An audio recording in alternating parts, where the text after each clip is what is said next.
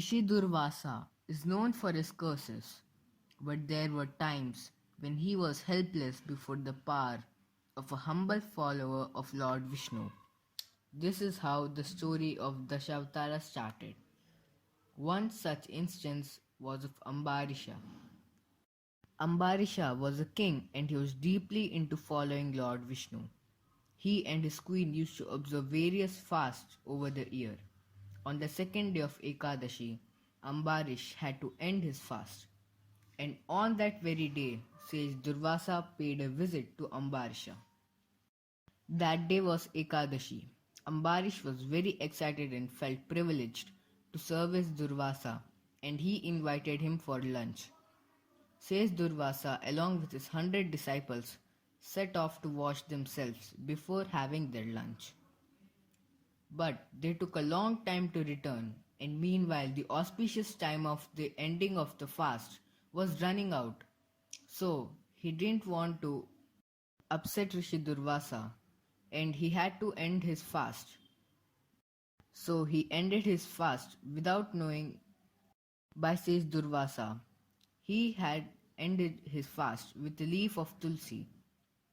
But just then Rishi Durvasa arrived with his disciples. Durvasa, who was the second name of anger, said to Ambarish that he will have to suffer for his misdeed and started cursing him.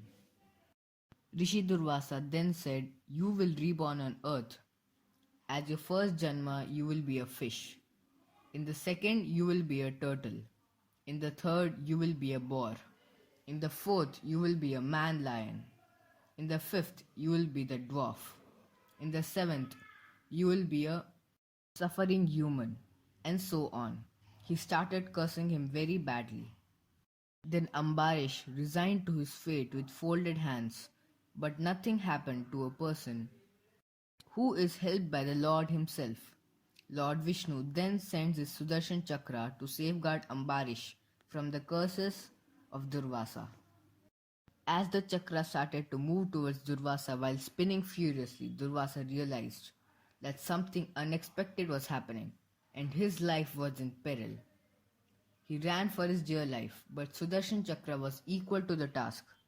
Durvasa approached Lord Shiva for help, but it was beyond his powers. Durvasa kept running for a year and reached Lord Vishnu. He requested Lord Vishnu to stop the chakra. God replied that Sudarshan Chakra returns only after doing the assigned job, and the assigned job was beheading Durvasa. Then Durvasa started weeping. Lord Vishnu said that he can be saved only if he is forgiven by Ambarisha. Sage Durvasa immediately went to him, fell to his feet, asking for forgiveness. Here Ambarish was waiting for him without taking food for a year. He said, "King of sages, you are falling at my feet is not right." Durvasa replied, "Ambarish, you are a true devotee of the Lord. I have insulted you. Please forgive me. Save me from the Sudarshan Chakra." King Ambarish prayed to the Sudarshan Chakra and said, "If the love and respect I have for Durvasa at this moment are the same as they were when he came first place, O Sudarshan Chakra, please return to the Lord." After this, Sudarshan Chakra returned to Vishnu and Durvasa's life was saved. But now King Ambarisha had a very big problem. He had got 10 curses from Rishi Durvasa. Curse, when given, cannot be taken back.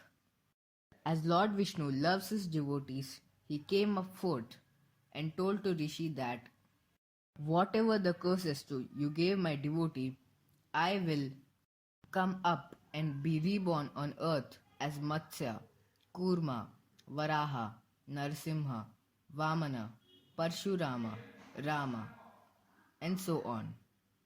Thus, this is how the story of Dasavatara origin started.